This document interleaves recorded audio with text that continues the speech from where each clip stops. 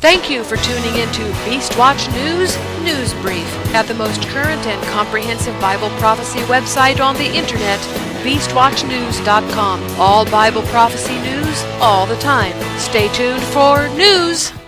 The scripture for today is Mark 13:55. Watch you therefore, for you know not when the master of the house comes, at evening, or at midnight, or at the cock crowing, or in the morning.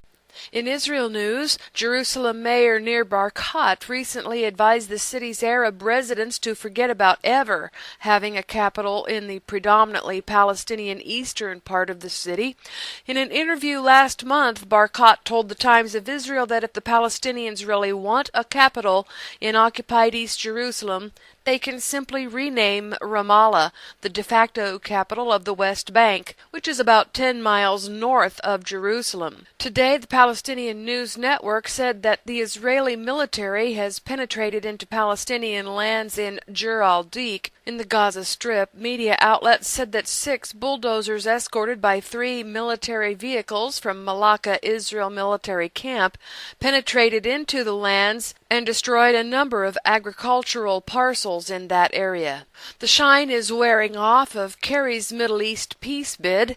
Hopes that he would be able to charm Israel and the Palestinians back into talks are fading at the edges as months pass with no sign of a breakthrough. Kerry himself points to a perceived slowdown in Israeli settlement building as a positive sign that Netanyahu is serious about peace, and he also has cited restraint by the Palestinians in pursuing a bid for statehood through international bodies. The news is reporting, though, that Netanyahu has been getting several calls a week from Kerry on the Palestinian issue, and that Israel faces growing isolation if these U.S. peace talks fail. Austria's UN peacekeepers have begun their pullout from the Golan Heights on Wednesday amid fears of a Syrian war spillover. Under War and Peace, Russia is threatening to speed up its missile delivery system to Syria. It could speed up its delivery of the anti-aircraft missiles to Syria if the West intervenes, but also it floated the idea of suspending the shipment as well. Russian media reported on Friday that Moscow set out its negotiating position ahead of peace talks even as Syrian troops and Hezbollah allies pressed their assault on the strategic town of Qusair. Syrian rebels have killed as many as 60 Shia residents living in an eastern village in Syria, and they have also fired 12 rockets at Lebanon's Hermel region, killing 1. The Arab Spring is not over yet in Egypt. A grassroots signature campaign to remove Egyptian President Mohamed Morsi from office garnered 13 million signatures as of Monday, according to a spokeswoman for the Tamarod, or rebel campaign. And the Turkish protests continued overnight as police and protesters clashed in Taksim Square again. The NSA PRISM scandal just continues to get worse. Today, Obama will be smacked with a class action lawsuit. Former Justice Department prosecutor Larry Klayman amended an existing lawsuit against Verizon and a slew of Obama administration officials on Monday to make it the first class action lawsuit in response to the publication of a secret court order instructing Verizon to hand over the phone records of millions of American customers on an ongoing daily basis. And the ACLU has filed a lawsuit over the vast collection of phone records, and 86 civil liberties groups, besides the ACLU, have filed a demand for the end to NSA spying.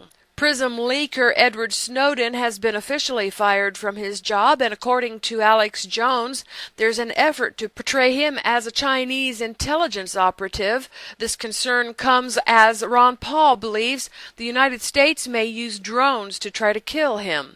Under New World Order Global Government, Islam and Sharia, the Dallas CARE director says that Muslims are above the law of the land. A Council on American Islamic Relations leader told a crowd at a rally for Islam that members of the faith should not be bound by American law. He said, "If we are practicing Muslims, we are above the law of the land. The rally in Austin was part of a nationwide effort to hold Muslim Capital Day events. The event included a speech by a representative of Farrakhan and the Nation of Islam, who declared that Texas was an unlawful place and that Islam was the answer. A Texas megachurch leader has partnered with the Muslim Brotherhood Front, along with others at this year's ISNA conference. The most high-profile interfaith speaker there was Pastor Bob Roberts of the Northwood Church. He is a critic of Christian Zionists. As reported last month, Pastor Roberts' Northwood Church is holding its own Islamist-stalked interfaith event called the Global Faith Forum this coming November. Other participants at the ISNA included Rabbi Joshua S. Taub of Temple Emmanuel and Christina Warner, the campaign director of the Shoulder to Shoulder campaign, which is an ISNA allied interfaith coalition. Citizens in Hamilton, Ohio have been getting speeding tickets generated by OptiTraffic. This is an uncalibrated machine which gives you tickets without the possibility of a trial, but it has stacked impossible odds against its citizens. Why? Well, in Baltimore, one of these dependable speed cameras gave a speeding ticket to a motionless car. But Judge Ruhlman of Hamilton, Ohio, has called the case of the Elmwood Place camera a scam, describing it as nothing more than a high-tech game of three-card Monty. Some off-duty cops in Alabama have been taking DNA samples at roadblocks. According to Lieutenant Freddie Turrentine with the St. Clair County Sheriff's Department, drivers were asked to voluntarily offer samples of their saliva and blood for a study being conducted by the Pacific Institute for Research and Evaluation. Of course, the drivers were compensated for their samples. A derecho is set to impact the Ohio River Valley states today, causing widespread damage, and in Maryland, tornadoes have been confirmed by the National Weather Service, while in Colorado, multiple fires have forced the evacuation of thousands. While in Nevada, one man is dead in a 27-car sandstorm pileup. Under biological warfare, the Belgian Parliament is poised to approve child euthanasia.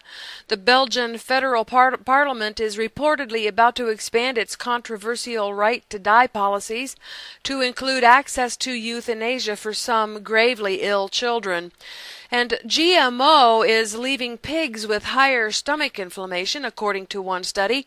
Pigs fed a diet of only genetically modified grain showed markedly higher stomach inflammation than pigs who dined on conventional feed. And the Maine House is overwhelmingly supporting GMO labeling in its state. This is Beastwatch News Daily Update. See these and other stories at beastwatchnews.com. Bible prophecy news every day except Shabbat.